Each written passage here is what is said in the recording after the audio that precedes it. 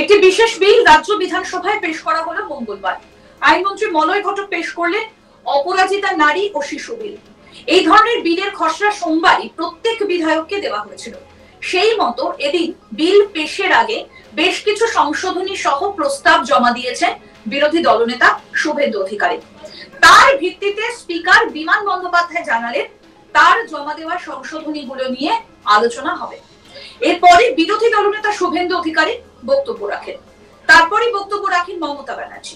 তিনি বলেন, মাননীয় গভর্নমেন্টকে বলুন বিলটাকে সই করে দিতে, তারপর কার্যকর না হলে তার দায়িত্ব আমাদের। কামদুনি কেসে 3 সপ্তাহের মধ্যেই সিআইডি চার্জশিট দেয়, তবুও বিচার পেতে সময় লাগে। কোর্ট আপনাদের হাতে, একটু তৎপর হলে আপনারা বলুন। আপনারা বললেন ট্রেনেও নির্যাতনের ঘটনা ঘটেছে, ট্রেনটা কাদের? কি বললেন এদিন মুখ্যমন্ত্রী মমতা বন্দ্যোপাধ্যায় বিধানসভায়? আসুন শোনাই।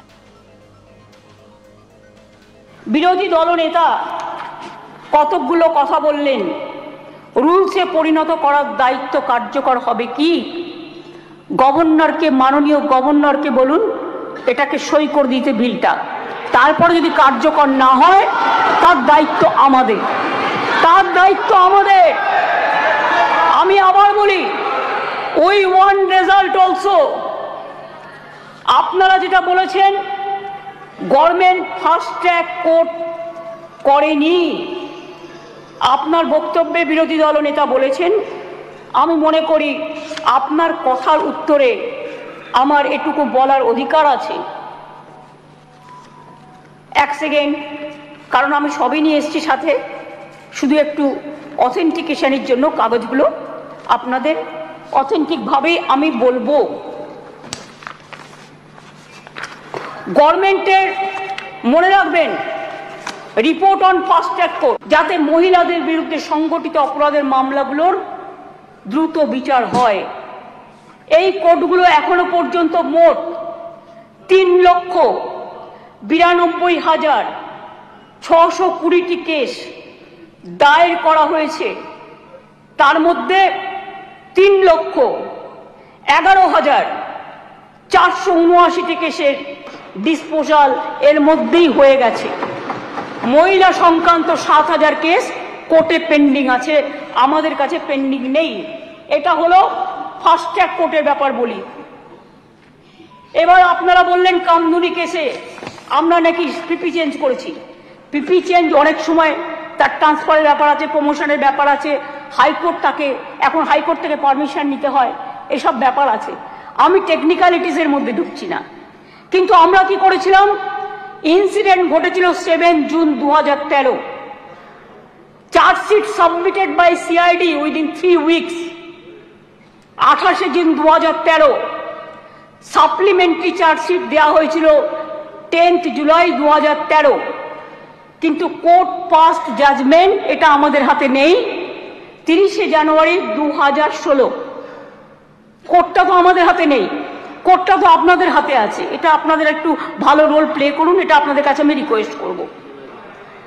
আমি আপনাদের আবার বলি, ইয়েস অ্যাবসলিউটলি, আমি আপনাদের বলি যে আমরা চেয়েছিলাম, কিন্তু কোর্ট সেখানে কি শাস্তি দিয়েছিলেন?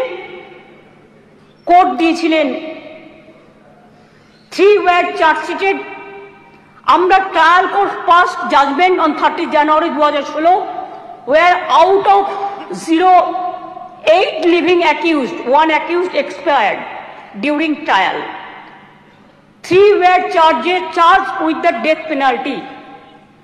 3 were charged with life imprisonment and 2 were acquitted. The state appealed before High Court against the acquitted of 2 accused persons, যাদের ছেড়ে দেওয়া হয়েছিল তার বিরুদ্ধে। Trial court convicted person also appealed before the Honorable High Court. High Court passed judgment 6 October 2023।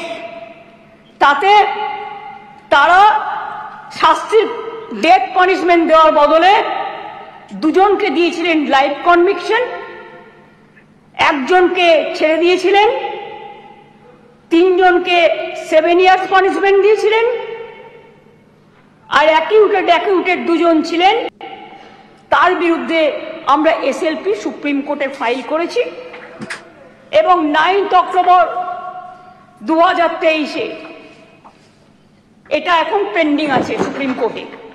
এটা আপনি আমাকে জিজ্ঞেস করেছিলেন রিগার্ডিং ফাস্ট ট্র্যাক কোর্ট এবং কামদুনি।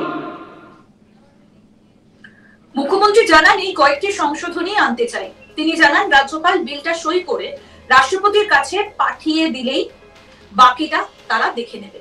এই সময় শুভেন্দু অধিকারীকে বলতে শোনা যায়, আপনি বলুন রাজ্যপালকে সই করে দিতে। কি বললেন এই বিষয়ে মুখ্যমন্ত্রী মমতা বন্দ্যোপাধ্যায়, সেটাও শোনাবো। আগে নরেন্দ্র মোদীকে পদত্যাগ করতে বলুন। নরেন্দ্র মোদীর পদত্যাগ চাই, তার কারণ সারা দেশে উনি জাতীয় লজ্জা। আমরা স্যার অমানবিক ঘটনা নিয়ে ওরা রাজনীতি করে, বিচার চায় না, ভারতীয় নয়। সেই কারণেই দ্রুত বিচারের জন্য ভারতীয় ন্যায় সংহিতার কয়েকটি ধারায় সংশোধন করে আমরা ঘটনার অপরাধে প্রমাণে সর্বোচ্চ মৃত্যুদণ্ডের সাজা প্রস্তাব করেছি। ন্যায় সংহিতা একটা নতুন আইন 64/1, 64/2, 66, 70 এবং 71 নম্বর ধারার ক্ষেত্রে সংশোধনী এনে এই ধরনের অপরাধ প্রমাণে সর্বোচ্চ মৃত্যুদণ্ডের বিধান আনা হয়েছে এই বিলে। শিকার কোন মহিলা বা পরিচয় কোনোভাবে যেটা প্রকাশ্যে না আসে, আগে তো বিলটা পাস হোক, তারপরে তো রাজ্যপাল সই করলেই এটা হয়ে যাবে রেজাল্ট। আইন সংশোধনের মাধ্যমে আমরা সেটাও করতে চাই। এটাও চাই যাতে আদালতের অনুমতি ছাড়া এই ধরনের মহিলা বা পরিচয় কোনোভাবেই বিচার প্রক্রিয়া শেষ না হওয়া পর্যন্ত এগুলো নিয়ে আলোচনা প্রকাশ্যে না আসে। স্যার, ভারতীয় ন্যায় সংহিতার 72 এবং 73 নম্বর ধারা সংশোধন করে এর জন্য আমরা 3 থেকে 5 বছরের সাজার প্রস্তাব রাখছি। মনে রাখবেন, বাংলা প্রীতিলতা ওয়াদ্দারের মাটি, মাতঙ্গিনী হাজরার মাটি, কল্পনা দত্ত, বীণা দাস, সুনিতা চৌধুরী, মাদার টেরিজার মাটি। এই মাটি সারা দেশকে পথ দেখায়, পথ দেখাবে। কেউ কেউ বলছে আমরা নাকি আইন করতে পারি না। আমি তাদের জ্ঞানের জন্য বলছি, এটা সর্বৈব মিথ্যা। রাজ্য চাইলে আইন আনতেই পারে, সংবিধান আমাদের সেই অধিকার দিয়েছেন। ভারতীয় সংবিধানের যুগ্ম তালিকায় আইটেম নম্বর 1-এ। আরো আপডেট পেতে দেখতে থাকুন আজ তাক বাংলার ইউটিউব চ্যানেল, সাবস্ক্রাইব করুন।